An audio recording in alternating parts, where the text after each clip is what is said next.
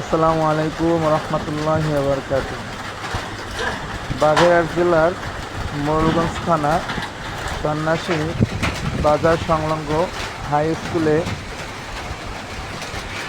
পানির এতই চাপ বেড়েছে যে ঘূর্ণিঝড়ের পাশাপাশি পানিতে স্কুল মাঠ প্রায় ডুবুডুবু অবস্থা হয়ে গেছে।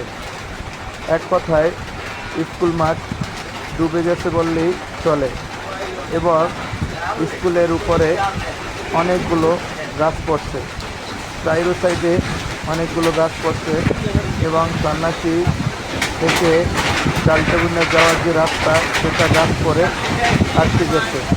কর্তৃপক্ষের কাছে দাবি জানাবো যে গাছগুলো যত তাড়াতাড়ি সম্ভব কেটে ফেলানো হোক এবং ছাত্রদের স্কুলে আসার পরিবেশ তৈরি করা হোক।